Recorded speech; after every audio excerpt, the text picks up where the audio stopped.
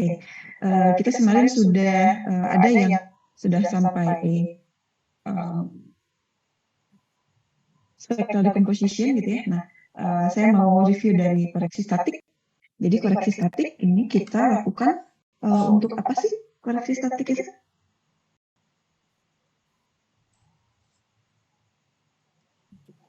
Ada yang koreksi statik itu untuk apa?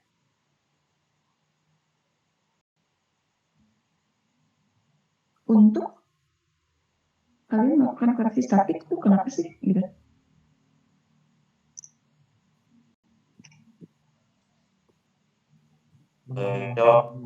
Topografi. Gimana? Koreksi statik dilakukan untuk menghilangkan efek apa? Efek topografi. Efek topografi, betul. Apakah hanya topografi saja? Dan lapisan apa tuh?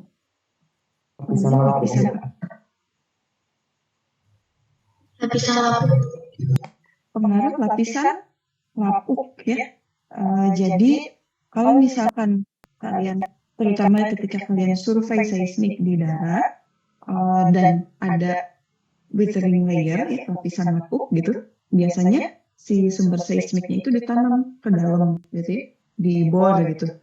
Sumber seismiknya biasanya dinamit gitu atau peledak ya, dan dia ditanam sampai dia pada ujung lapisan lapuk gitu, pada bagian terbawah lapisan lapuk. Nah, tapi kan gelombangnya tetap aja dia akan menjalar gitu ya ke geofon itu melalui lapisan lapuk. Nah, efek dari lapisan lapuk itu ditangani atau dihilangkan melalui koreksi statik.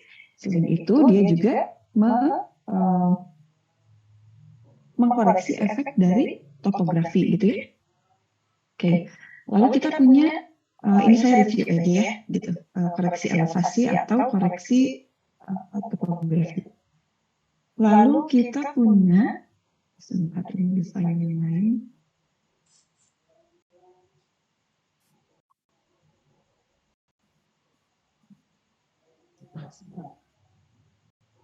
Kita punya crash editing dan crash muting. Editing dan muting itu bedanya apa?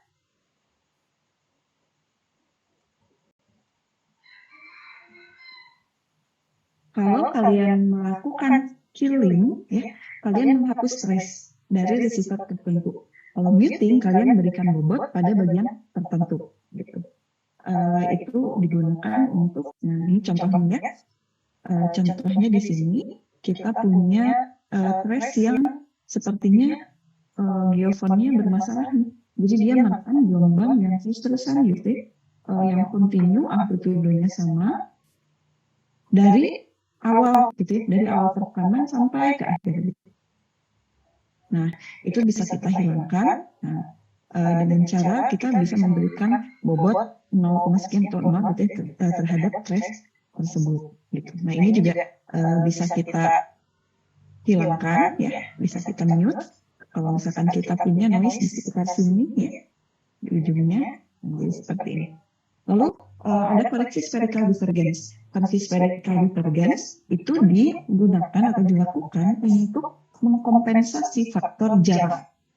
Jadi gelombang itu kan menjalar, dia semakin lama semakin besar gitu ya, muka gelombangnya gitu. Nah, jadi muka gelombang yang semakin besar itu mengakibatkan energinya dibagi-baginya semakin kecil gitu. Kalian bayangkan, kalian punya uang 1 miliar, ketika uang 1 miliar itu dibagi kepada orang-orang yang berada di satu ruangan itu ada 40 orang gitu, kalian dapatnya gede nggak? Atau satu ruangan itu isinya 100 orang, kalian dapatnya berapa sih? Kalau kalian punya uang 1 miliar,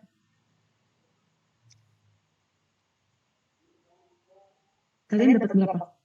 1 miliar dibagi ke 100 orang yang ada di satu ruangan. Di aula GKU misalkan gitu. Kalian dapatnya berapa per orang? 1 juta, Bu. 10 juta. 10 juta. 10 juta, oke.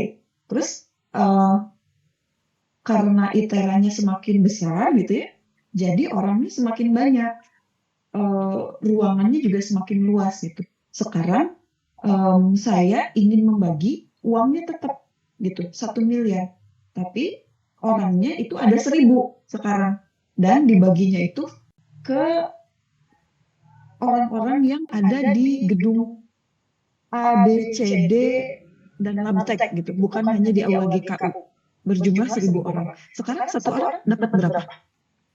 1 juta, Bu. 1 juta, betul. Nah, lebih besar atau lebih kecil daripada dibagi dengan orang satu kelas? Lebih kecil ya? Lebih kecil. Nah, spherical divergence itu seperti itu. Jadi energinya tuh di sini tetap 1 miliar gitu. Terus kalian bagi ke orang-orang yang berada di satu kelas. Oh, di sini gede dong ya, dapat uang 10 juta tuh tadi katanya. Tapi seiring dengan berjalannya waktu, si muka gelombangnya membesar gitu. Jadi yang tadinya luasnya cuma satu kelas, sekarang luasnya 1 ITERA gitu. Jadi setiap titik di sini, setiap orang yang ada di ITERA gitu, harus kebagian. Tapi jadinya kebagiannya turun gitu ya. Awalnya dapat 10 juta, kalau yang di sini dapat 10 juta, kalau yang di sini, kalau di kondisi ini dapatnya 1 juta aja gitu. Nah, di energi gelombang itu pun sama gitu. Jadi kalau awalnya energinya A gitu ya, energinya sejumlah A, dibagi dengan luasan yang kecil, itu hasilnya akan besar gitu. Dibandingkan dengan ketika muka gelombangnya sudah besar gitu. Dan muka gelombang yang besar itu berkorelasi dengan jarak. Jadi semakin jauh gelombang itu menjalar, muka gelombang itu jadi semakin besar gitu. Maka energinya akan semakin turun. Nah, itulah yang dikoreksi oleh spherical divergence. Jadi, saya itu pengen orang-orang yang dapat di sini, ya, itu tuh gimana caranya dapatnya sama dengan yang di sini 10 juta gitu. Kalau misalkan nanti dia membesar lagi, gitu, membesar lagi, saya tuh pengen semuanya tetap dapat 10 juta gitu. Nah, berarti itu ada koreksi, ada kompensasi dengan melakukan spherical divergence, gitu ya. Jadi, kita melakukan koreksi terhadap perubahan energi gelombang akibat penambahan jarak. Gitu. Akibat penambahan jarak, energinya turun, kita naikin. Gimana caranya energinya harus sama dengan energi yang diterima oleh batuan atau oleh material-material di dekat sumber. Gitu. Jadi, tidak ada masalah jarak. Gitu. Oke, bisa dilakukan dengan fungsi gain, ya. Jadi kalau misalkan kita punya fungsi peluruhan amplitudo tuh kayak gini, ya, kurva yang merah, ya. Jadi amplitudonya di waktu-waktu awal dia masih tinggi gitu, ya, masih kuat, masih prima. Makin lama makin melempem gitu. Nah, kita kompensasi di sini. Kita kompensasi gitu supaya ketika dikalikan gitu ya, jadi dia konstan energi ini. Gitu. Jadi mau itu di awal, mau itu di tengah, mau itu di akhir, energinya tetap sama. Oke, nah ini contoh spherical divergence sebelum ya. Ini setelah. Kalian perhatikan di sini energinya tinggi-tinggi ya, amplitudonya gede-gede. Di sini udah melempem nih di bawah. Nah, setelah dikoreksi spherical divergence gitu, kita kembalikan energinya seperti semula. Jadi energi yang datang ke sini, ke sini, ke sini, ke sini, ke sini itu sama. Oke. Lalu kita melakukan dekonvolusi ya. Kemarin kita sudah belajar dekonvolusi. Dekonvolusi itu kita lakukan untuk menghilangkan pengaruh dari wavelet ya, untuk mengkompres wavelet. Jadi ini contohnya sebelum didekonvolusi, ini setelah didekonvolusi. Kalian perhatikan ya, setelah didekonvolusi dia jadi semakin tegas gitu ya, semakin high frekuensi gitu.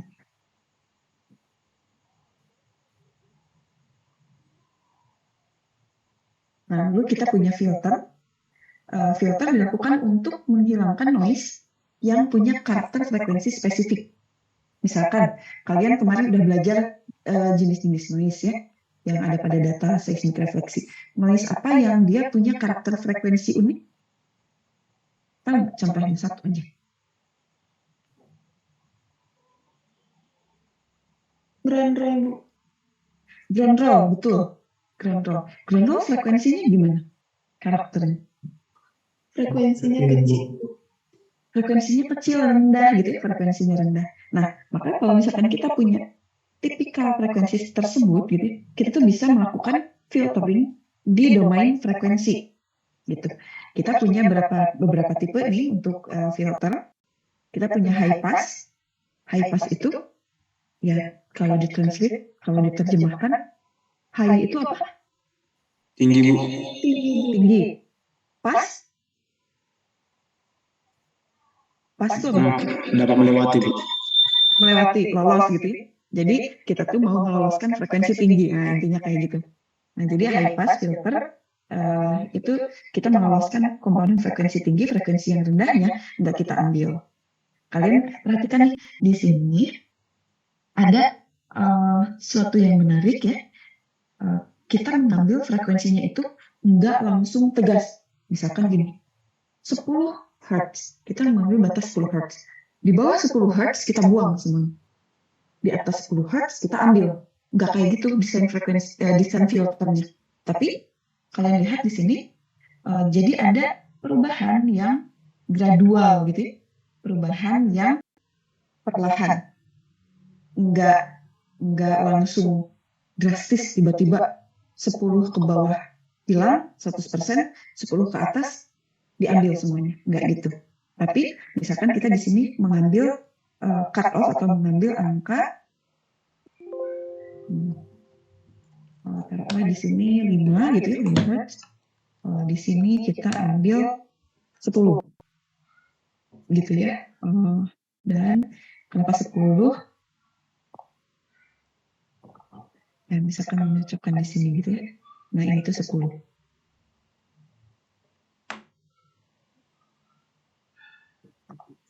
Nah, kayak gini kurang lebih ya. Jadi artinya apa? Frekuensi di bawah 5 itu 100% kita buang. Data dengan frekuensi di bawah 5 itu 100% kita buang. Di antara 5 sampai 10 itu kita ambil persentasenya. Jadi kalau semakin dekat dengan 5, persentase diambil itu kecil. Misalkan 10% aja frekuensi dengan data dengan frekuensi 6% yang diambil. Semakin besar frekuensinya, semakin mendekati 10 gitu, persentase yang diambil itu semakin besar.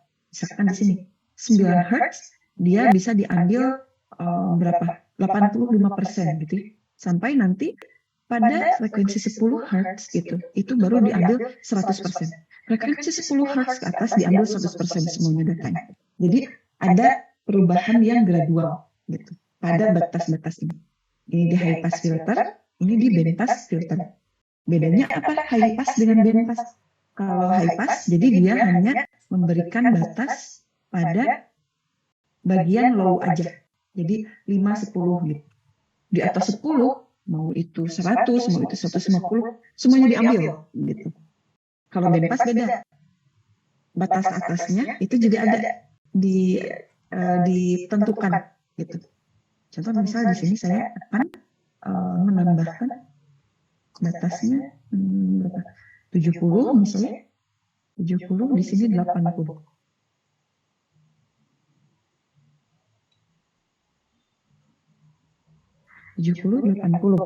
Oke. Kira-kira apa yang terjadi kepada sinyal di bawah 70 Hz, di atas 10 Hz ketika kita melakukan band pass?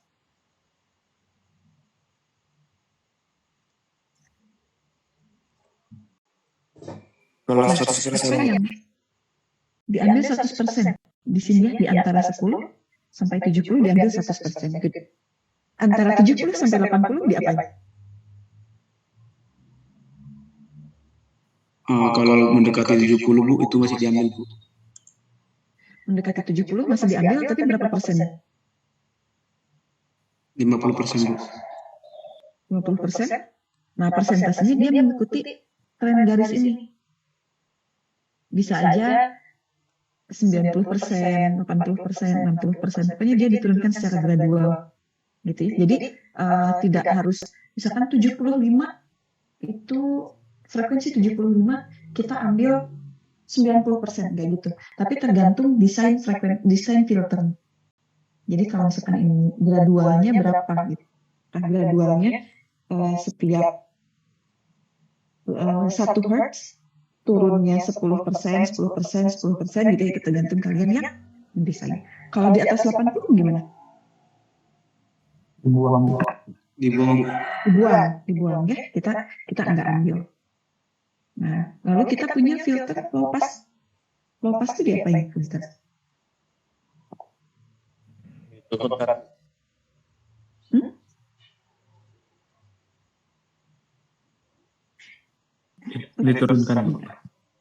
Diturunkan, maksudnya gimana diturunkan? Kalau tadi kan kita sudah belajar high pass ya. High pass itu frekuensi apa yang diloloskan? Frekuensi tinggi. Kalau low pass, frekuensi mana yang diloloskan? Yang diambil? Frekuensi rendah. Kan judulnya juga low pass ya. Low itu apa? Rendah. Pass itu lolos gitu. Jadi meloloskan frekuensi rendah. Berarti kira-kira kalau di data saya sih kalian akan memberikan desain filter seperti apa? Berapa nih di sini dan di sini? 80 sama 70, Bu. 80 70 bisa. Berarti kalau misalkan saya punya data dengan frekuensi 3 Hz akan masuk enggak? Akan diambil? Dibuang, Bu. Dibuang? Diambil. Diambil 100%, Bu. Diambil apa dibuang? Diambil 100%, Bu. Diambil. Kenapa diambil? Karena dia frekuensi kecil, Bu. Karena frekuensinya rendah. Di bawah 70 gitu ya. Pokoknya kalau kalian mendesain low pass gitu ya. Misal low passnya 70 80 gitu ya. Di sini 70, di sini 80. Semua frekuensi di bawah 70 itu diambil. Mau itu 3 Hz, mau 5 Hz, mau 50, mau 65 itu diambil. Kalau saya punya data 150 Hz Dibuang, Bu. dibuang. Oke. Gitu ya. Lalu kita punya filter. Nah, kalau ini kita mendesain suatu angka misalkan di sini 20 Hz gitu ya. 20 Hz.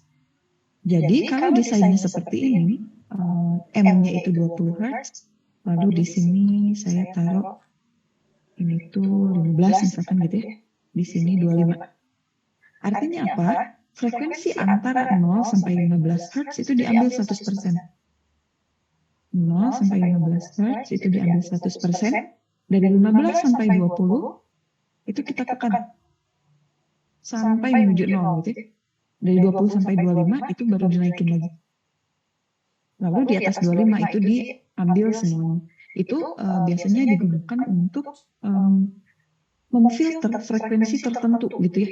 Jadi dia di tengah-tengah, bukan di low, bukan di high gitu ya. Jadi dia bisa di tengah-tengah, spesifik kita bisa mendesain filter frekuensi seperti ini. Oke, nah ini contoh nih, kita mau memfilter grondol ya, yang di buletin merah. Ini kita punya grondol, ini sebelum, ini setelah. Ini sebelum, ini setelah. Kalian lihat di sini, jadi energinya turun gitu ya untuk yang low frekuensi. Ini sebelum, ini setelah. Nah, di sini setelah itu kan sebelum, setelahnya. Nah itu dia digunakan untuk menekan grondol. Kenapa sih Bu harus diturunkan secara gradual gitu ya? Atau harus diambil secara gradual dari 5 ke 10, dari 70 ke 80? Kenapa nggak langsung 10 aja gitu biar nggak ribet? Kenapa nggak ya udah di atas 10 diambil, di bawah 10 dibuang? Kan lebih simpel. Kita ingin menghindari efek yang namanya ringing. Ya. Jika filter frekuensi terlalu tajam, kita akan memperoleh efek ringing. efek ringing itu gimana?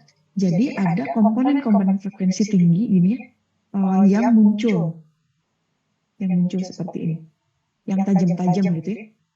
Side lobe-nya tuh banyak, tajam-tajam. Kalau misalkan kita biarkan itu, terus mereka mengalami superposisi dengan gelombang yang lain, itu bisa menghasilkan artefak-artefak atau event-event seismik yang sebetulnya tidak ada. Jadi kita menghindari efek ringing gitu ya, dengan cara seperti tadi. Lalu kita masuk ke stacking ya. Jadi pada tahap stacking ada 3 sebetulnya ya, tapi saya menambahkan display pada prosesnya. Jadi kalian melakukan velocity analysis ya, kalian melakukan normal move out, lalu di stack, jumlahkan, di display gitu ya, supaya kalian bisa lihat hasilnya gimana sih. Yang pertama velocity analysis. Velocity analysis itu kalian melakukan estimasi kecepatan. Estimasi kecepatannya gimana? Kalian mengestimasi kecepatan yang akan memberikan tren paling lurus dari trace non-zero offset terhadap trace zero offset. Gitu. Nah, velocity analysis kita lakukan berdasarkan asumsi hiperbolik dan dia menghasilkan stack terbaik dari CNP gather. Contohnya seperti ini.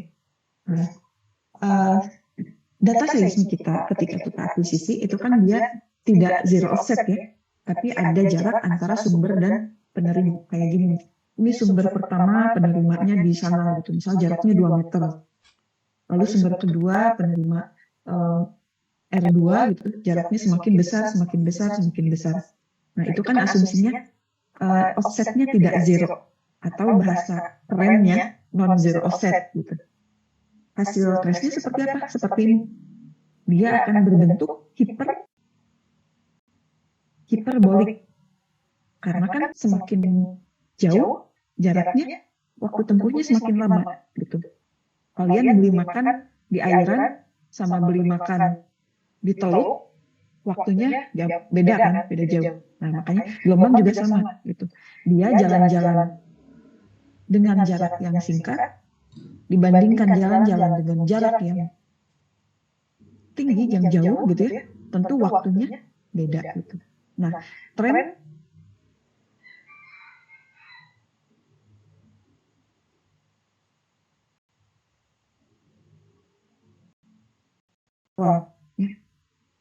Nah, asumsi non-zero offset ini kita akan your internet connection is unstable. Oke, saya harap suaranya tidak masuk. Non-zero offset ini mau kita buat seolah-olah dia zero offset. Seolah-olah zero offset itu gimana, Bu? Sumber dengan receiver itu berada pada satu lokasi yang sama. Jadi misalkan kalau kalian mukul palu di sini, geofonnya juga di sini, gitu. Berulang-ulang. Jadi kalau misalkan kita menggunakan asumsi zero offset, nggak ada nih bentuk hiperbolik nih, kurva-kurva melengkung itu apa gitu, nggak ada. Dia akan jadi lurus. Kenapa? Karena jaraknya sama, jarak tempuhnya sama gitu. Sama-sama beli makannya di airan gitu. Nggak ada yang ke Teluk, nggak ada yang ke MBK gitu. Nggak ada yang ke Pringsewu gitu. Jadi beli makannya di airan. Ya jaraknya sama, waktu tempuhnya juga sama gitu. Kalau misalkan pakai motornya sama atau pakai mobilnya sama gitu. Nah itu non-zero offset itu seperti itu, gitu ya. Nah setelah kita samakan, gitu ya, kita akan melakukan stacking. Tapi untuk menyamakan jarak ini, untuk membuat dia seolah-olah berada pada satu titik yang sama antara sumber dengan penerima, kita tuh harus mendefinisikan kecepatan, gitu. Nah, di sini tuh ada kecepatan. Makanya kita melakukan velocity analysis. Di sini ada kecepatan. Kita punya T0, gitu ya. Rumusnya kan ini nih. Persamaannya ini kalian lihat ya. Kita kan punya travel time yang direkam gitu ya. Travel time yang terekam. Lalu kita punya T0. T0 itu yang di sini nih. Travel time pada saat X0 gitu ya. Kita bisa lihat dari ini, dari data. X-nya juga kita tahu kan kita punya data offset gitu ya. Yang kita nggak tahu ini velocity gitu. Yang nggak kita tahu ini velocity. Makanya kita melakukan velocity analysis untuk menganalisa kecepatan berapa sih yang memberikan tren lurus gitu kan ya kemarin itu. Oke. Kecepatan berapa yang memberikan tren lurus? Kalian melakukan velocity analysis. Nah, velocity analysis kalian dibantu 4 panel. Kita punya semblance, kita punya mini stack, kita punya stack section, kita punya gather. Gitu. Semblance itu representasi dari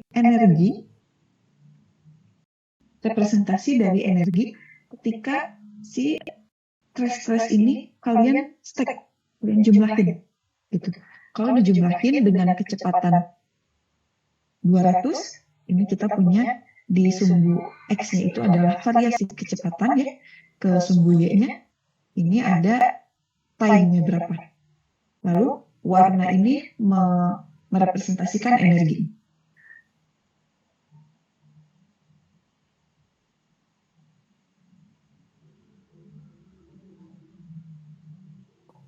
Pada time 200 misalkan ya, energinya akan segini. Kalau kalian pakai kecepatannya 3000, energinya di yang warna biru. Biasanya merah itu tinggi, ini ada nggak ya skala warnanya? Ada. Biasanya merah itu yang energinya tinggi, yang biru energinya rendah. Jadi kalian tuh bisa milih di kedalaman sekian, di time sekian, saya mau ngambil kecepatan berapa ya. Tinggal ngikutin semblance-semblance-nya ini. Kalian ikutin yang energinya tinggi. Kenapa ikutin yang energinya tinggi? Karena ketika dia memang betul merupakan sinyal, dia tuh akan muncul secara konsisten gitu ya. Di sini, di sini, di sini, di sini, di sini, di sini. Ketika di stack, energinya akan semakin kuat.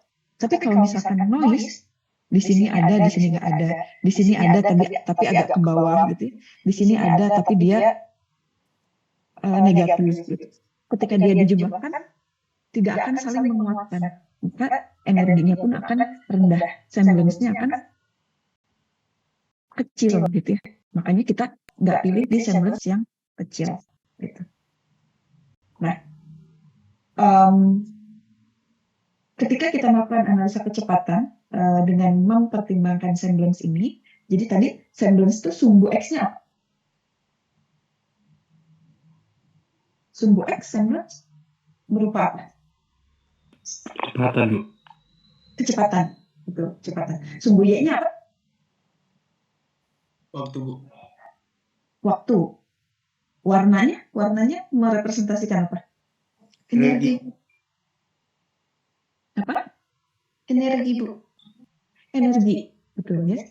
Jadi ketika kalian melakukan velocity analysis dengan bantuan semblance, kalian pilih yang energinya besar. Kenapa energinya besar? Karena kecepatan tersebut memberikan stack yang paling baik. Gitu. Tapi kan, Bu, di sini, contoh di sini energinya tinggi, di sini energinya tinggi, time-nya sama. Saya ambil kecepatan 2000 atau 3000 ya, misalkan gitu. Mana yang kalian ambil? 2000 atau 3000? 2000, Bu.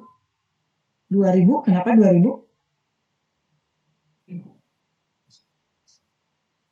Karena biar trennya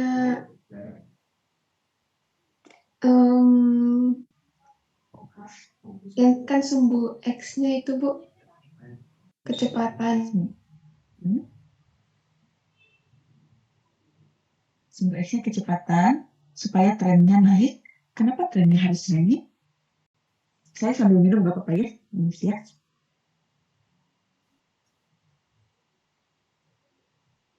Kecepatannya makin besar juga waktunya, Bu. Biar Kecepatannya trennya makin besar, betul ya. Jadi, secara umum, secara general, ya, kecepatan gelombang seismik itu semakin dalam, semakin besar. Gitu. Jadi kita menggunakan acuan itu, bahwa kecepatan gelombang seismik semakin ke dalam semakin besar. Jadi ketika kita memilih kecepatan pada semblance, kita juga perhitungkan gitu. Jangan misalkan di sini ada times 1000 gitu ya. Oh di sini ada energi yang tinggi juga gitu. Saya pilih 3000. Tapi nanti di kedalaman 1200 dipilihnya 2500 kecepatan. Itu kan turun ya. Gitu. Nah itu dihindari. Gitu. Jadi usahakan ketika kalian melakukan picking velocity menggunakan semblance ya, tren kecepatannya itu naik. Tren kecepatannya naik. Kenapa naik? Karena tadi itu ya. Jadi karena batuan itu dia semakin dalam akan mengalami kanan yang semakin tinggi litostatiknya gitu ya, semakin tinggi dari overburden. Maka dia akan semakin kompak dan kecepatan gelombang P-nya itu semakin besar. Lalu kita lihat juga mini-stack. Nah, jadi ketika kita picking di sini, kita juga bisa melihat mini-stack. Mini-stack kalian lihat mana yang paling menerus gitu. Pilih antara kecepatan ini, mana yang memberikan mini-stack yang paling menerus. Lalu kita juga punya panel stack section ya. Stack sectionnya dia yang continue juga ya gitu. Lalu kita punya gather. Nah ini gathernya ketika kita pilih kecepatan sekian gitu ya, kita harus mendapatkan gather yang lurus sebisa mungkin pada event tersebut. Gitu. Oke. Nah setelah kita melakukan velocity analysis, kita udah pilih satu set velocity yang akan kita gunakan. Gitu. Setelah kita melakukan velocity analysis, kita akan melakukan NMO atau normal move out. Dengan cara apa? Gitu ya. Dengan cara kita menghitung berapa sih delta T yang akan kita berikan kepada setiap trace. Delta T itu gini. Nah, si trace ini dia akan diangkat sebesar berapa milisecond sih gitu ke atas. Trace yang ini dia akan diangkat sebesar berapa milisecond sih ke atas. Dihitungnya menggunakan persamaan ini. Delta T NMO sama dengan TX dikurangi T0. Gitu ya. Nah, kita substitusikan TX-nya menggunakan persamaan ini dengan di sini kan kita udah punya velocity. Tadi kan kalian udah menganalisa velocity gitu ya, jungkir balik gitu sambil begadang ya, melakukan velocity analysis. Akhirnya dapatlah velocity, kalian dapat T.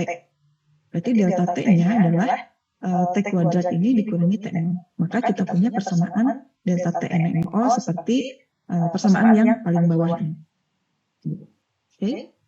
Jadi setelah kita melakukan NMO, udah diangkat tuh. Ini udah dikasih delta T, ini udah dikasih delta T, ini udah dikasih delta T, sampai dia lurus gitu. Kayak yang lagi PBBAB, lagi baris berbaris, luruskan gitu. Luruskan trace-nya gitu. Kalau NMO itu. Ketika udah lurus, kita melakukan stacking. Nah, ini tuh ada kasus-kasus gitu ya, yang umum kita temui. Gambar yang A ini adalah CDP gather tanpa velocity analysis. Jadi ini ada satu event gitu ya dengan kecepatannya 2200 contohnya. Dia berbentuk hiperbolik, masih hiperbolik, belum dianalisa kecepatan. Analisa kecepatan yang baik dia akan memberikan hasil gather akhir itu seperti ini, lurus gitu ya, lurus. Tapi kalau misalkan kalian memberikan kecepatan yang terlalu rendah, kecepatan terlalu rendah, dia akan melengkung ke atas, gitu. Kenapa kecepatan terlalu rendah akan melengkung ke atas? Kalian lihat persamaan delta T NMO ini. Ada faktor V kecepatan sebagai pembagi. Jadi kalau kecepatannya rendah, ya, kecepatannya rendah, delta T NMO-nya akan besar. Delta T NMO akan besar, maka kalian ngangkatnya terlalu tinggi. Harusnya di sini, karena delta T-nya terlalu tinggi, dia jadi ke atas. Makanya si gather-nya dia melengkung ke atas. Kalau misalkan kecepatannya terlalu besar, dia akan melengkung ke bawah. Karena apa? Lihat persamaan. Ini ada 1 per V, V-nya besar gitu ya. V-nya terlalu besar. Maka delta T-nya akan jadi kecil. Karena ini dia pembagi. Delta T-nya akan semakin kecil, akan lebih kecil. Nah, jadi dia ngangkat sedikit aja. Nggak sampai lurus. Makanya dia melengkung ke bawah. Gitu. Ya. Nah, ini sebelum koreksi MMO, ini setelah koreksi MMO. Nah, lalu setelah di MMO kalian stack, kalian jumlahkan sehingga kalian mendapatkan display ini brood stack ini ya. Nah, proses yang inti dari pengolahan data seismik sebetulnya sampai sama. Tapi biasanya untuk lebih meningkatkan sinyal to noise ratio, kita melakukan residual statik. Kita melakukan residual statik. Jadi, karena kita menggunakan profil kecepatan yang baru, kan kalian udah melakukan analisa kecepatannya gitu untuk MMO. Gitu.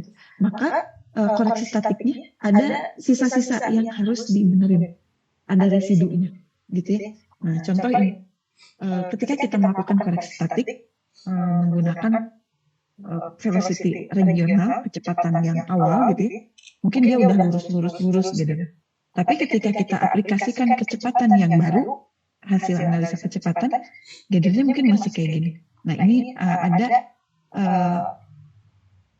ketidakregularan kecepatan di dekat permukaan gitu ya. Karena statik kan di lapisan lapuk, biasanya dia di dekat permukaan. Ada semacam distorsi statik gitu. Jadi kita melakukan koreksi statik lagi yang kita namakan residual statik.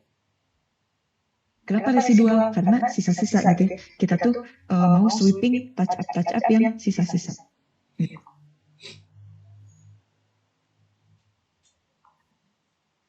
Oke.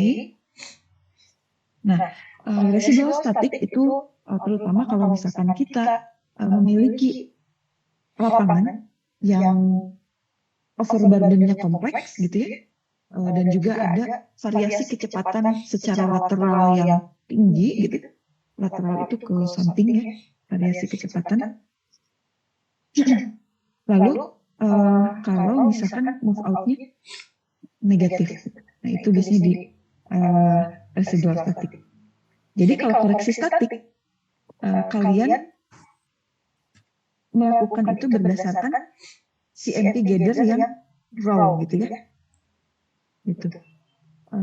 Lalu kita aplikasikan koreksi statik, lalu kita ulangi velocity analisis, velocity-nya diimprove. Gitu. Nah, ketika kita melakukan normal move out, kita itu mengasumsikan sumber dan penerima ada pada satu apa? Ada pada satu titik yang sama, Bu. Satu titik yang sama, tuh ya. Satu titik yang sama. Dan satu lagi, lapisannya horizontal. Lapisannya horizontal. Jadi kalau lapisannya horizontal, ketika non-zero offset, gitu ya, dia memang datang dari satu reflektor. Itu normal move out. Tapi kalau lapisannya miring, gitu ya, titik-titik reflektor yang tadi kita gambarkan ada di sini, yang kita asumsikan ada di sini, sebetulnya nggak ada di sini, nggak tepat berada di sana. Tapi posisinya tuh ada di sini, agak geser sedikit ya, ada di sini, gitu. Ada di sini, gitu. Jadi titik-titik reflektor sebenarnya berada pada arah dip. Misalkan ketika kita punya reflektor yang miringnya ke arah sini gitu. Jadi dia titik-titik reflektornya berada pada arah dip dari CMP zero offset. Jadi itu asumsikan dia ada di sini gitu, di yang titik merah. Padahal sebetulnya enggak. Sebetulnya ada di yang biru nih di sini. Gitu. Nah, lalu kalau misalkan lapisan miring, kecepatan yang diperlukan untuk melakukan stacking akan lebih besar daripada kecepatan yang sebetulnya. Gitu. Jadi ketika kita melakukan stacking, supaya lurus gitu ya, kecepatannya akan lebih besar daripada kecepatan yang real. dari kecepatan batuan itu. Maka kita ada koreksi di mana VP gitu ya sama dengan V yang hasil normal move out dibagi dengan cos theta gitu. Namanya koreksi deep move out. Jadi ada normal move out, ada deep move out. Kalau normal move out itu untuk asumsi offsetnya gimana? Zero offset, lapisannya Horizontal, Bu. horizontal. Kalau deep move out, asumsinya lapisannya Lapisannya miring, Bu. miring. Oke. Kecepatan untuk stacking, mana yang lebih besar dari kecepatan sebenarnya? Deep move out ya. Kalau normal move out ya kecepatan stacking itu adalah kecepatan sebenarnya. Kita anggap sebagai kecepatan sebenarnya. Kalau deep move out, kecepatan yang dipakai stackingnya lebih besar. Misal kalian stacking menggunakan kecepatan 3000, padahal sebetulnya kecepatan batuannya cuma 2950 gitu. Nah, makanya ada koreksi ini, koreksi dari sudut, gitu ya. Koreksi dari sudut. Nah, koreksi deep move out itu dilakukan untuk memindahkan data dari non-zero offset menjadi zero offset pada lapisan miring. Kalau lapisan lurus itu kita punya NMO, kalau lapisan miring kita punya DMO. Lalu dia memperbaiki kecepatan stacking dengan memperhitungkan adanya kemiringan lapisan. Oke. Itu koreksi deep move out. Kalau ada yang mau bertanya, silakan ya. Langsung angkat tangan aja.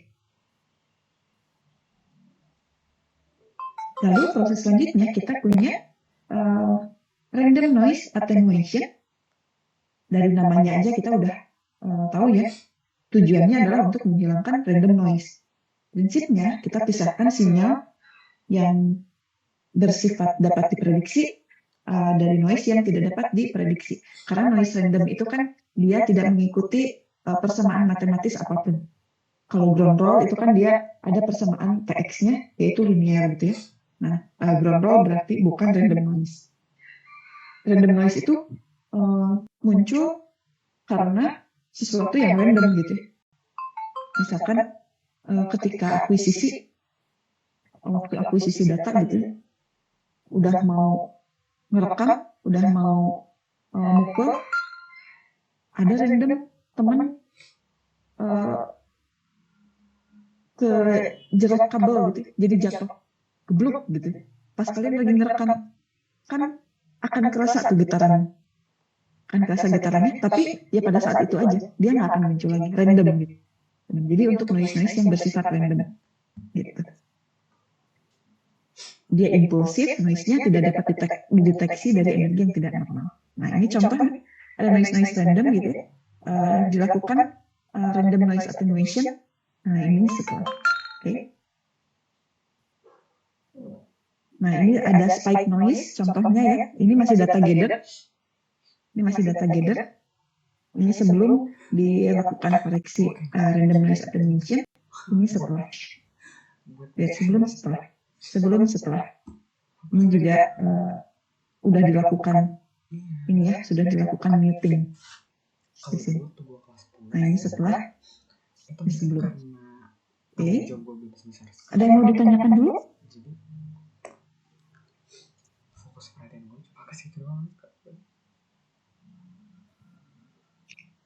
Silakan. Santa Maharani. Izin bertanya ya Bu, di bagian yang deep move out tadi Bu, kenapa kecepatan gelombang seismik ini yang dipakai buat koreksi deep move out itu lebih besar dari kecepatan yang sebenarnya? Nah, karena ada faktor kemiringan gitu. Jadi yang harusnya posisinya di sini, dia tuh ada di sini, berada di aktif gitu. Maka kita harus mengoreksi sudut gitu ya, mengoreksi sudut. Akhirnya ketika ada koreksi sudut, kecepatan untuk stacking dia adalah kecepatan asli dibagi cos theta gitu. Nah, ini kan ada sudutnya theta. Gitu. Ada sudut theta. Cos theta nilai maksimalnya berapa? 1 ya. Cos theta nilai maksimalnya itu 1. Berarti kita akan mendapatkan misal Kalau kemiringannya 30, berarti cos theta-nya adalah berapa? Cos 30 itu berapa? Setengah per 3, Bu. Berapa? Setengah per 3, Bu. Setengah per 3, Bu. Setengah akar 3. Ya, intinya dia di bawah 1 gitu ya. Karena nilai sin dan cos itu maksimal 1. Jadi, kecepatan stackingnya suatu angka dibagi 0, sekian, dibagi berapapun di bawah, di antara 1 sampai 0, dia akan menghasilkan nilai yang lebih besar. Gitu. Jadi karena ada kehadiran sudut ini, kita perlu mengoreksi sudut ini. Makanya dia lebih cepat. Gitu ya, Santa Maria. Jadi dia digunakan untuk mengoreksi sudut ya, Bu? Mengoreksi kecepatan dengan sudut. Mengoreksi kecepatan dari sudut. Baik, Bu. Terima kasih. Oke. Ada pertanyaan lagi?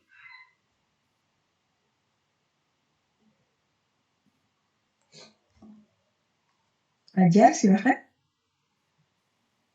Izin bertanya, Bu.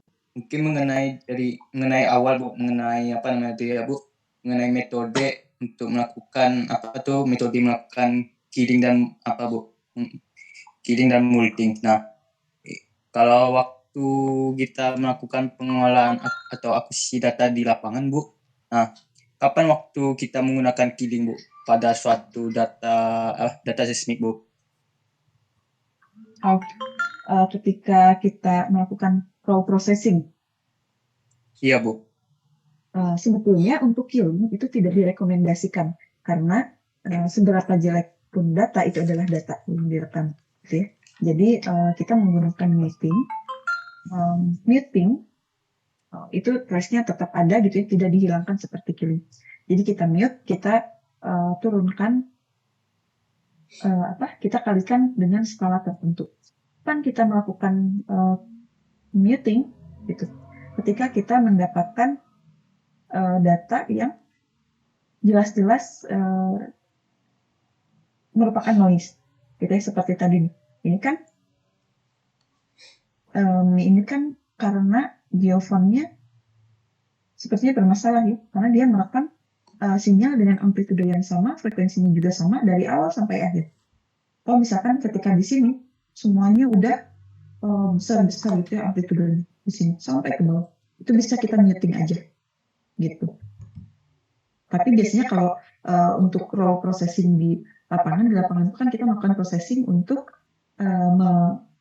memutuskan bahwa ini datanya oke atau enggak gitu ya, akan kita ambil atau enggak. Biasanya dilakukan kalau misalkan ketemu data yang gini-gini ya, ada amplitude yang besar-besar di sini, sehingga kalian tidak bisa melihat tren dari gathernya, mana refraksi gitu ya, mana direct wave, mana refleksi gitu. Biasanya di muting di sekitar sini. Atau kalau misalkan kalian punya udah punya tren di sini, amplitudenya yang besarnya itu di sini, ya di sini aja yang kita muting gitu.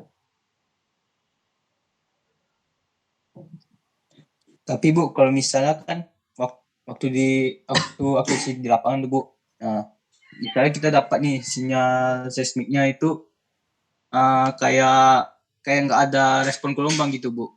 Itu bisa nggak kira-kira kita lakukan killing, Bu? Kalau nggak ada respon gelombang, di-kill semua trace. Tapi kalau salah satu, Bu, yang misalnya dari respon kosongnya, kalau misalnya respon gelombangnya nggak ada di geofon. Satu trace aja. Iya, Bu. Kalau misalkan hanya 1 atau 2 trace gitu, dia tidak merekam, nggak usah di-killing, ya udah biarin aja gitu. Kalau mau jadi biasanya gini, kalau misalkan trace-nya masih tetap ada, kalian bisa interpolasi gitu ya. Tapi kalau trace-nya udah nggak ada, ya udah kalian nggak ada apapun gitu, nggak punya trace, nggak punya data di sana, kosong, bukan 0 tapi kosong, nggak ada gitu. Jadi kalau misalkan hanya 1 gitu ya atau 2 itu boleh-boleh aja. Tapi kalau misalkan semua trace tidak memperlihatkan tren dari gelombang seismik apapun, mau itu refleksi, mau itu refraksi, ya kalian akuisisi ulang. Kalau misalkan seperti termasking gitu ya, termasking di sini, di sebelah sininya gitu ya. Coba mute sebentar, lihat hasil mutingnya, dia kelihatan nggak akhirnya. Kalau kelihatan, oke, ambil datanya. Lanjut ke penembakan selanjutnya. Tapi kalau misalkan masih nggak kelihatan gitu ya, itu kalian harus ambil data lagi. Gitu. Kalau ketika akuisisi ya. Jadi ketika akuisisi itu, kalian harus memastikan bahwa data yang kalian ambil, yang kalian rekam, ya, itu nanti bisa diolah, gitu. Nanti bisa diolah. Jangan ya udah akuisisi aja gitu. Tahu-taunya datanya semuanya jelek, nggak ada yang kepake. Gitu. Gitu ya? Baik Bu. Mungkin hanya itu sih jadi masukan saya Bu. Kalau misalnya bisa saya tertarik sama seismik, soalnya kan waktu praktikum kan ada noise juga sih Bu, ada yang data yang nggak kebaca, gelombangnya nggak ada sama sekali responnya gitu sih Bu. Terima kasih Bu. Waktu praktikum kalian rekamannya tidak ada data sama sekali diambil. Bukan Bu, salah satu doang, cuma satu aja nggak ada. Satu trace. Iya Bu. Satu trace. Nah ya itu biasanya karena Jovannya bermasalah gitu ya, mati gitu. Nah itu kalian ambil aja. Toh itu tidak akan merusak data yang lain gitu ya.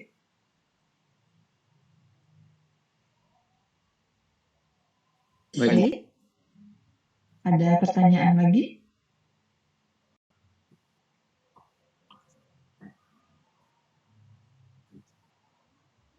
Kalau tidak, kita lanjutkan.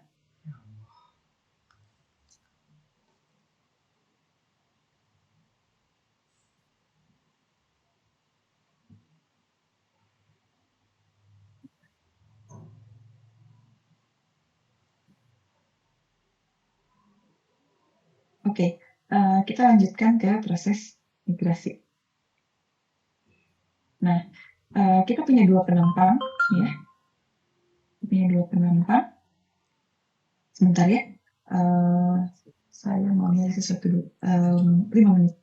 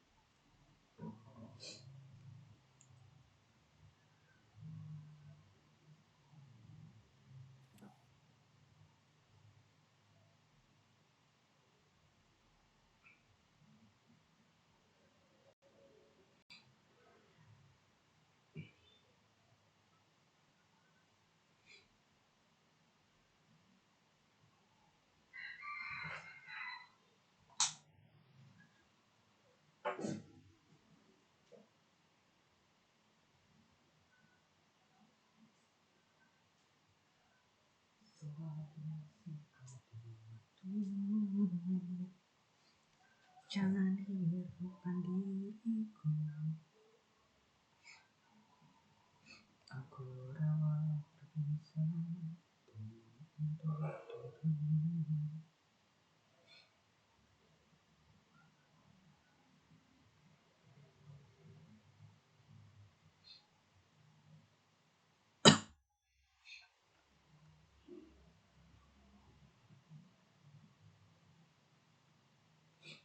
Semoga tercapai segala keinginan.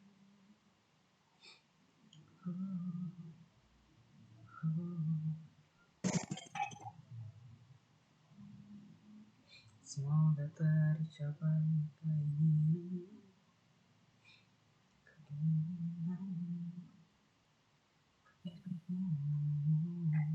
Oke.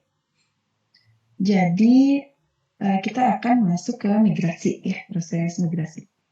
Kita punya dua penampang di sini, kalian lihat di yang A dan B, dan ada satu yang C. Ini adalah model dari model geologi ya, gitu. Penampang yang A, gitu, ini dia akan dia menampilkan suatu horizon seismik, gitu ya, di mana di sini kita punya bentukan ya salt dome ya, yang seperti gunung yang ukurannya dia cukup besar gitu ya, cukup lebar di sini. Nah, di gambar yang B, ini sebetulnya dari data seismik yang sama, penampang seismik yang sama, tapi kalian lihat bahwa bentuk dari salt dome-nya tadi lebih kecil. Ya, kalau yang di sini dia tuh lebar, gendut gitu ya. Kalau di sini dia lebih kecil. Gitu. Dia lebih kecil. Nah, dua penampang seismik ini itu berasal dari lapangan yang sama, dari lintasan yang sama, hanya saja melalui proses yang berbeda. Ada satu proses yang berbeda.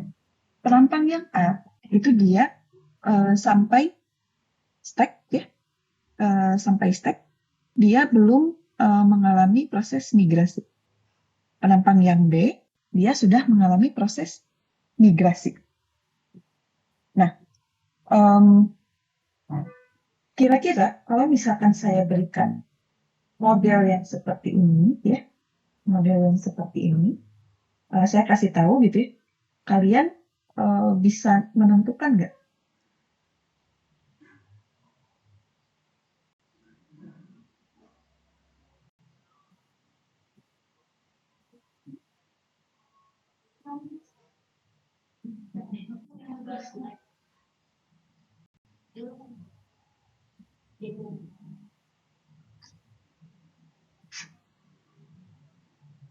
Yang A, B, kira-kira yang mendekati kondisi geologis sebenarnya?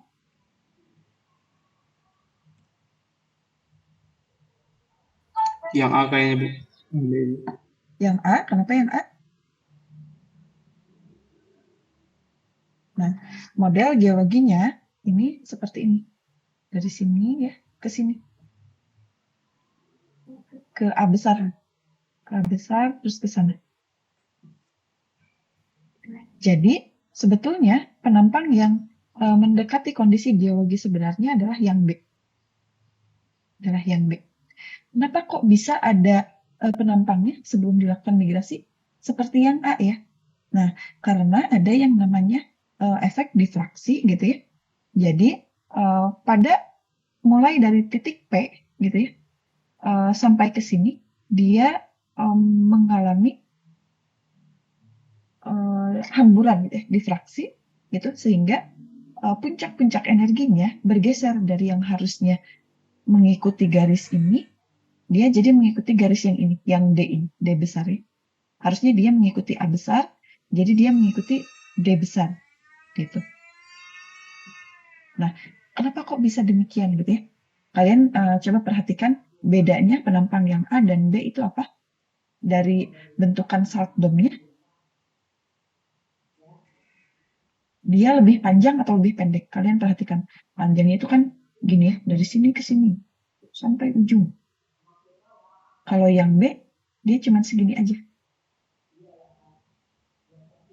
Lebih panjang nggak? Yang sebelum migrasi. Yang sebelum migrasi. Sebelum migrasi lebih panjang ya. Kalian lihat, perhatikan kemiringannya dari ini, dari reflektor yang ini. Mana yang lebih miring? Yang A? Yang A atau yang B? Yang B, Bu. Yang B. Jadi kemiringannya lebih curam ya. Yang B ini reflektornya lebih pendek, kemiringannya lebih curam, lebih besar gitu ya. Nah, Ini contoh difraksi juga. Jadi di sini kalian bisa lihat ada reflektor yang berarah ke sana. Lalu ada juga reflektor yang berarah ke sini. Kalian pikirkan, bagaimana caranya batuan di bawah permukaan dia bisa berbentuk kayak gini? Dia bisa saling silang gitu. Bisa nggak ya kira-kira? Saling silang, tapi tanpa adanya kelihatan suatu diskontinuitas. Biasanya bisa aja misal ada lapisan ini ketemu gitu ya. Dia mengalami kompresi saling menekan, akhirnya ada satu yang menunjang gitu ya. Ada yang satu yang kalah. Tapi berarti itu akan menghasilkan suatu zona diskontinuitas. Karena kan ketika batuan itu tubrukan pasti ada yang hancur gitu ya. Tapi kok ini mulus banget gitu. Kayak dia itu nggak masalah beradu kayak gini. Masuk akal nggak sih? Enggak ya gitu. Jadi harusnya kalau misalkan memang sebetulnya di bawah ada ada batuan yang dia saling menekan gitu ya, pasti akan ada zona discontinue-nya. Pasti ada di data seismik itu yang blurry gitu. Karena itu mereka tabrakan pasti ada yang hancur. Nggak mungkin mereka tabrakan, oh yaudah saya geser ke sini, kamu geser ke sini ya. Batuannya dia tetap mulus gitu. Seperti ini. Itu hampir nggak mungkin terjadi. Nah, kok di data seismik kelihatannya kayak gini? Ini kayak mereka fine-fine aja gitu ya, saling bersilangan kayak gini. Berarti ada yang salah nih gitu.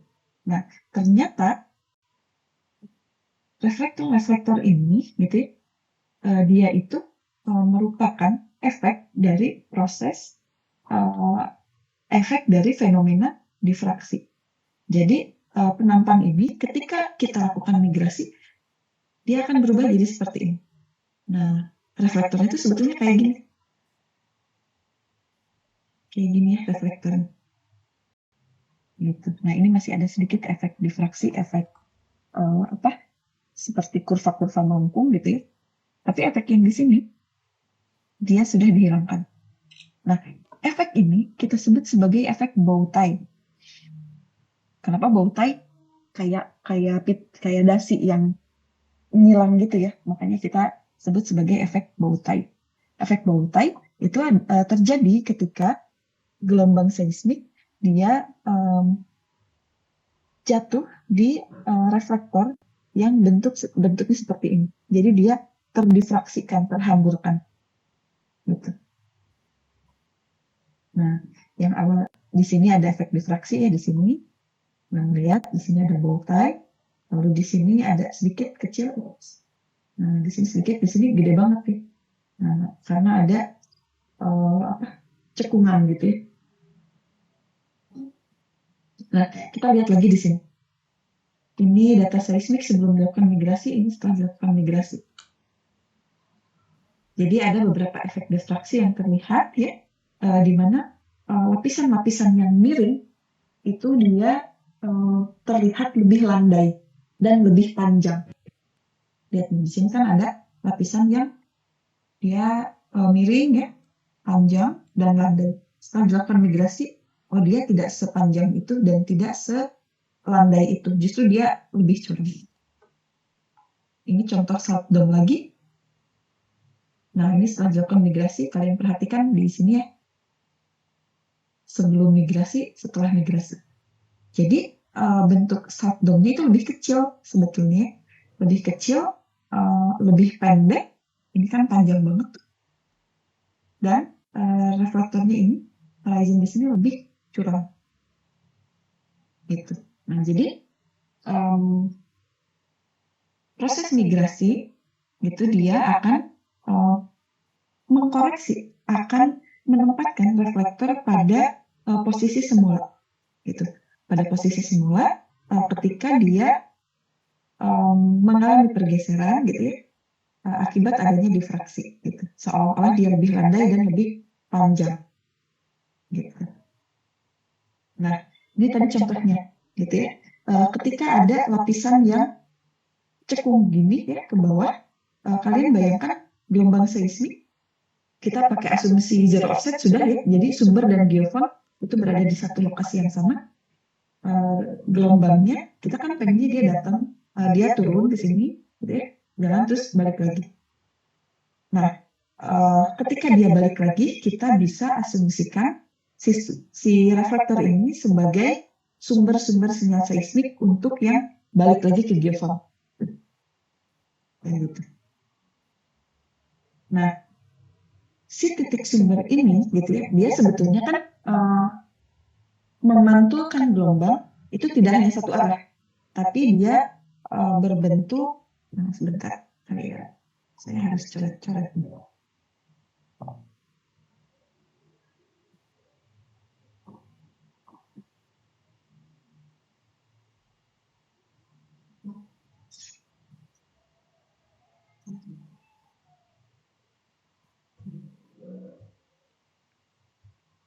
Nah, kelihatan?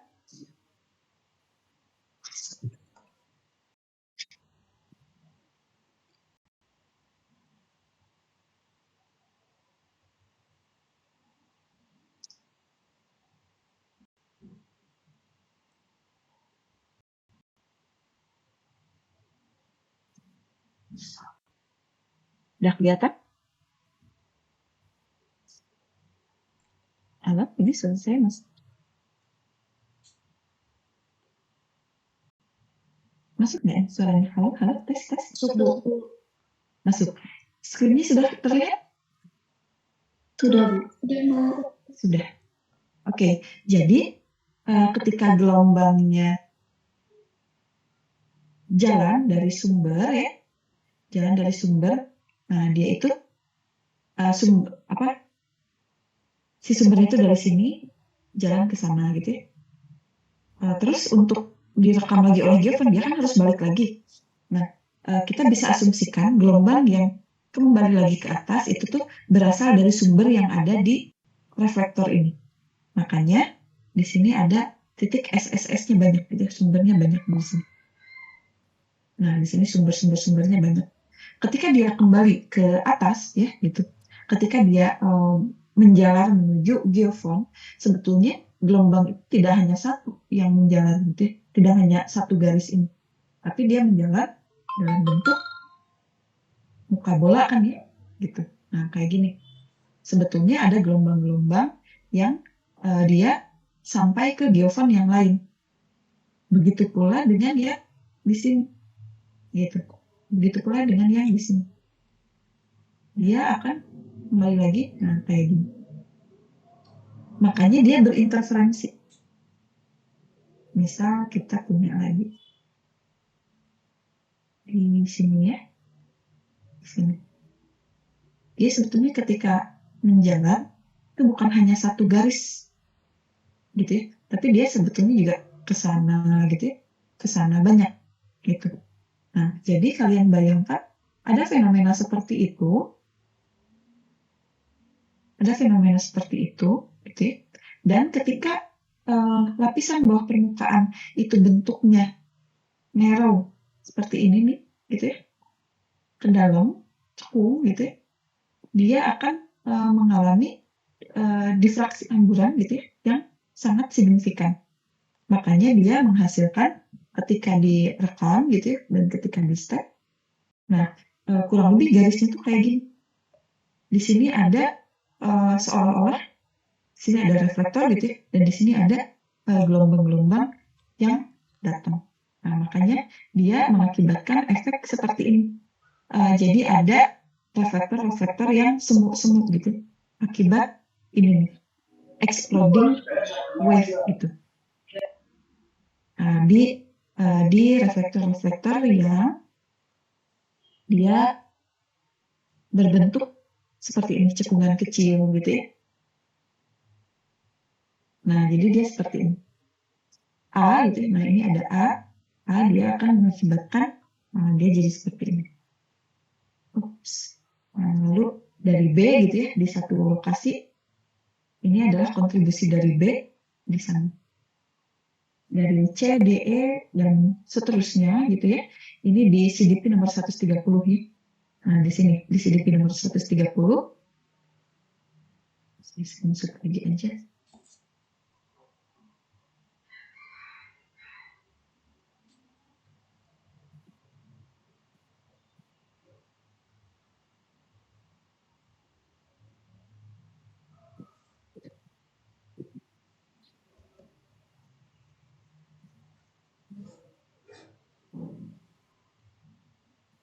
Nah, kalian perhatikan di CDP 130, berarti di sekitar sini. Nah, di sini, di CDP 130, kita akan mendapatkan efek dari apa yang terjadi di A, ya, gelombang yang datang dari A, gitu, yang dia berhamburan kemana-mana. Lalu yang dari B dia kan ke sana gitu, kemana gitu.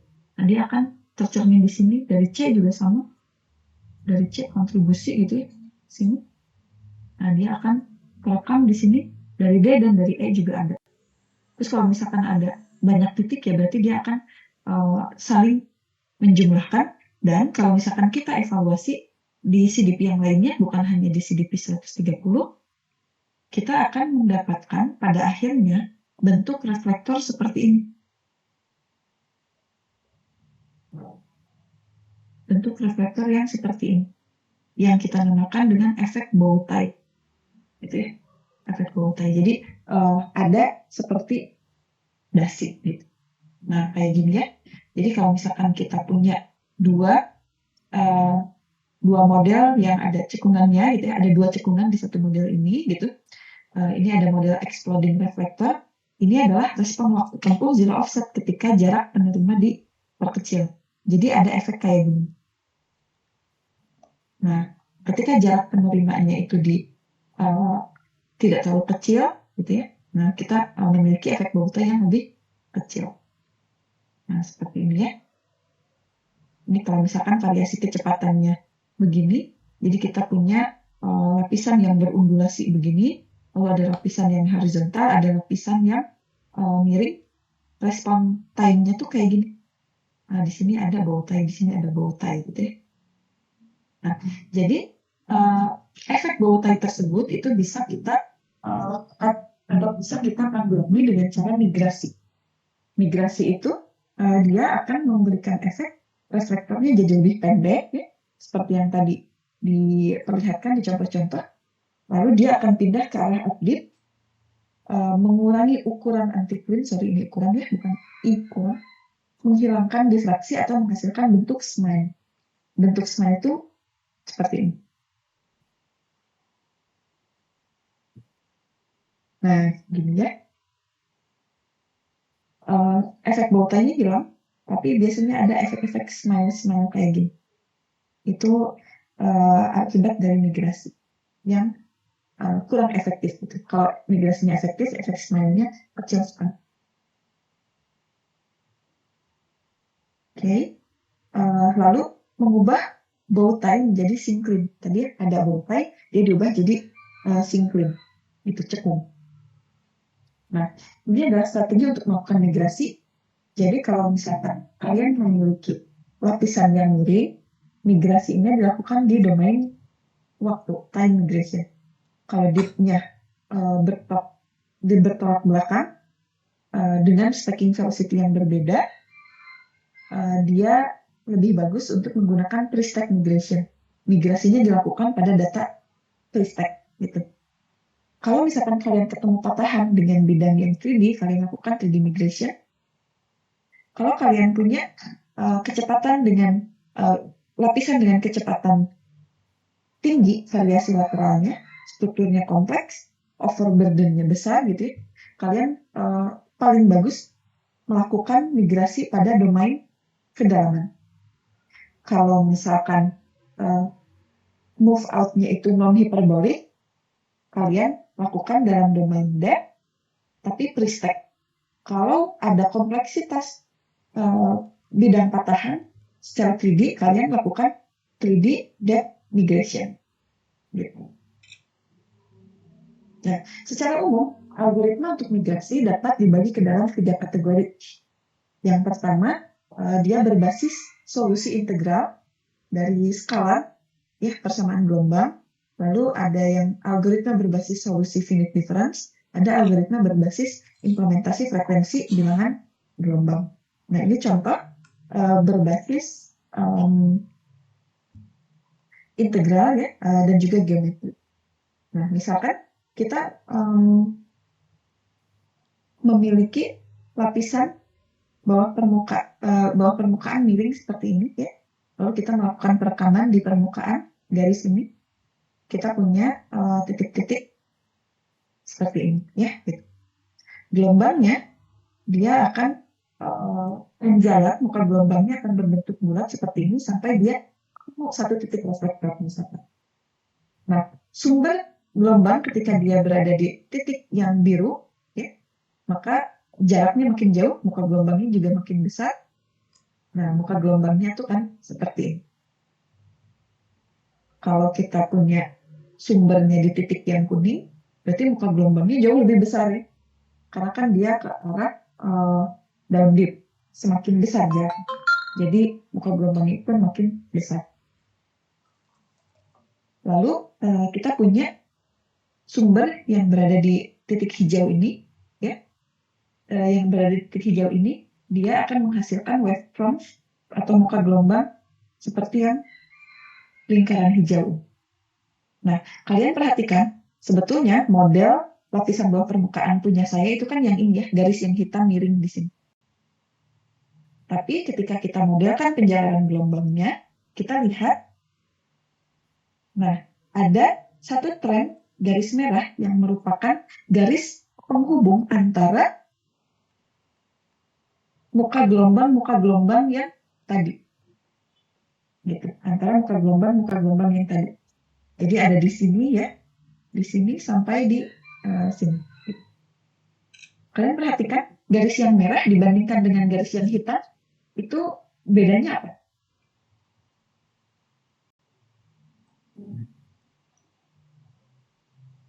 Garis yang merah lebih kemiringannya misal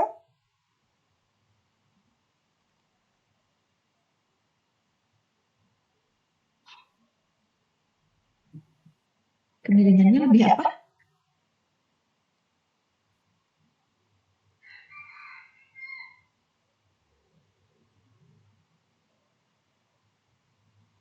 Nah, ini dipotong, ya. Jadi kita ambil garis tegak lurus dari titik-titik tadi, yang hijau, yang kuning, yang biru, yang merah. Nah, jadi yang merah tuh seperti ini.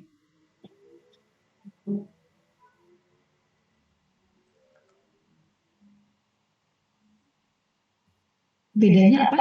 Garis yang hitam dan garis yang merah?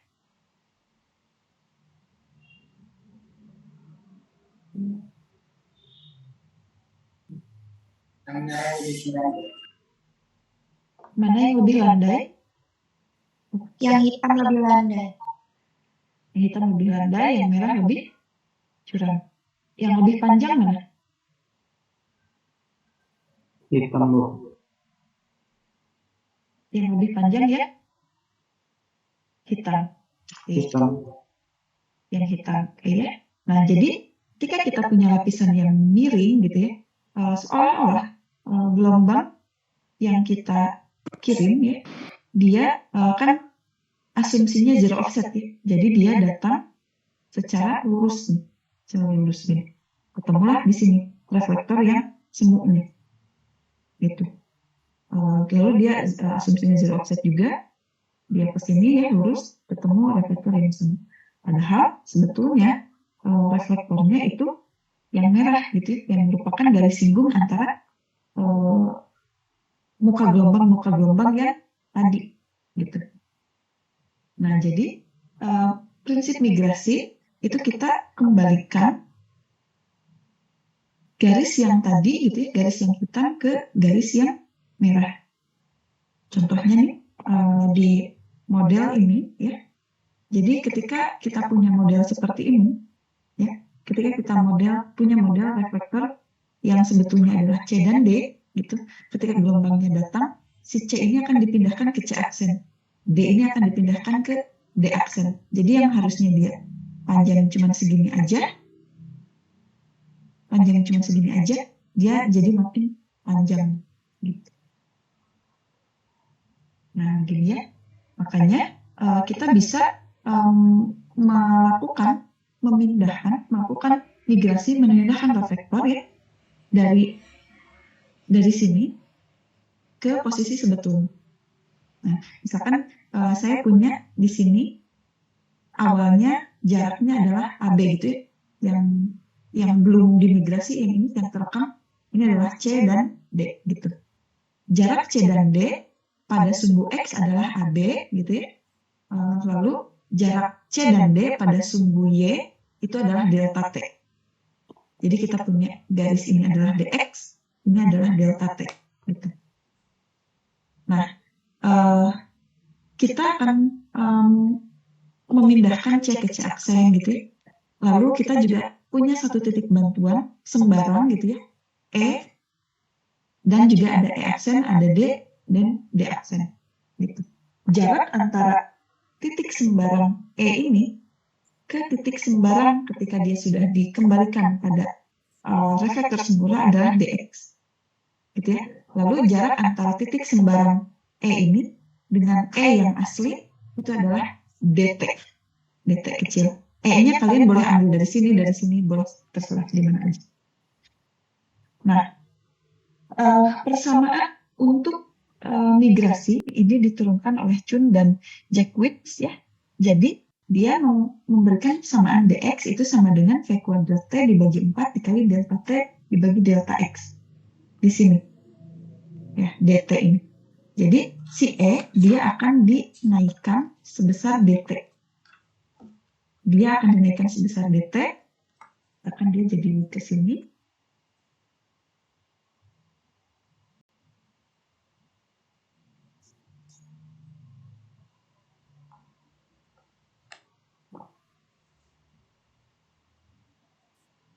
Nah, jadi si E itu dia akan dinaikkan sampai ke sini dulu dengan cara menghitung nilai dt ya, dan menghitung E akan dipindahkan ke sebelah sini, dengan cara menghitung dx gitu. Oke ya, dx-nya adalah v kuadrat t dibagi 4 bla bla bla, dt-nya persamaannya ini gitu. Dan kita punya delta tau per delta x. Delta tau itu apa sih? Delta tau itu adalah jarak antara C aksen dan D aksen, dan ini adalah delta x yang baru. Nah, ini persamaannya. Jadi, kalau misalkan kita ambil delta t dan delta x konstan sebesar 10 dibagi 25 meter milisekon dibagi meter, gitu ya, kita bisa menghitung dx, dt, dan delta t dibagi delta x. Maka kita bisa melakukan migrasi. Yang awalnya di sini, jadi dia ke sini. Oke, silakan coba ditulis dulu persamaannya.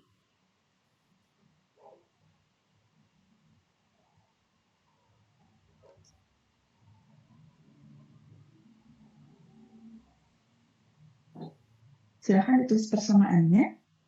Kalian coba hitung. Kalau misalkan kalian punya data ada 5 gitu ya, 5 data, kalian punya kecepatan sebesar 2500 gitu ya.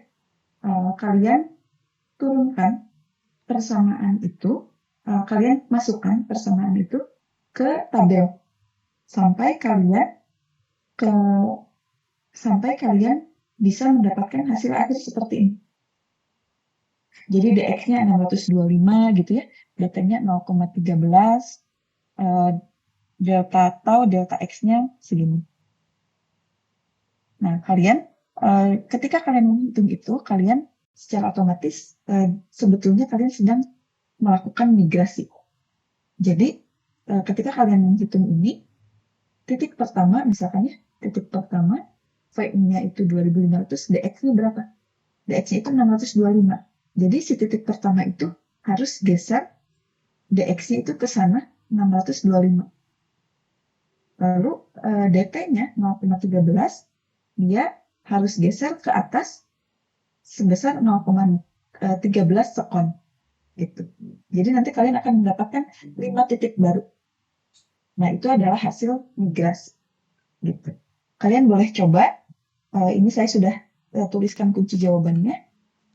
Kalau misalkan kalian memasukkan angka ini ke dalam persamaan ini ya, untuk melakukan migrasi. Sampai sini ada pertanyaan?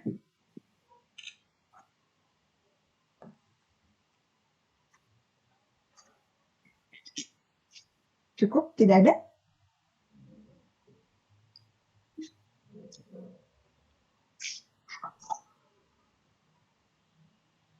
Ada pertanyaan? Cukup, Bu. Cukup ya? Kalau begitu, kita akan ketemu besok jam 9 ya, daring. Kita gunakan link kelas D aja ya, link yang ini.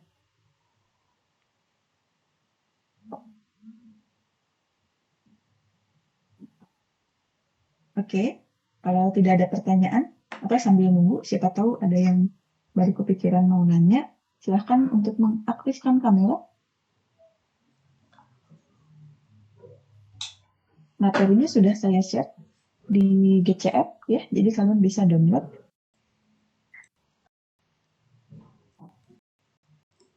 Izin bertanya, Bu. Silahkan.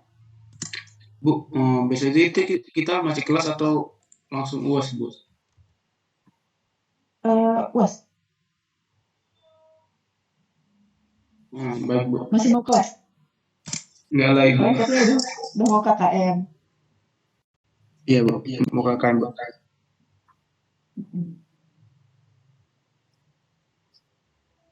Oke. Di hitungan ketiga. 1, 2, 3. Oke. Sebentar. Saya kalau misalkan ada banyak slide itu harus stop share dulu, baru bisa pindah slide.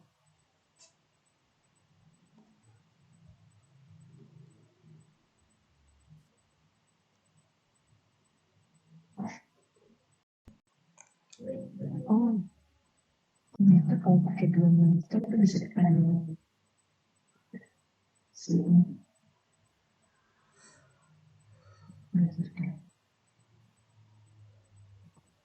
Oke, slide kedua.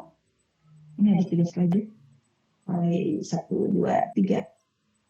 Kasih. Slide ketiga. Slide terakhir. 1, 2, 3. Sebetulnya slide ketiga ini biasanya pada off cam gitu ya. Saya nggak tahu sambil tiduran kah, sambil rebahan atau gimana. Tapi semoga tetap mendengarkannya. Jadi kita akan ketemu besok. Kalian silahkan siap-siap open semuanya gitu. Waktunya ya kurang lebih seperti UTS ya peraturannya. Gitu. Selamat pagi. Terima kasih atas kajiannya. Assalamualaikum warahmatullahi wabarakatuh. Waalaikumsalam Waalaikumsalam warahmatullahi wabarakatuh. Terima kasih.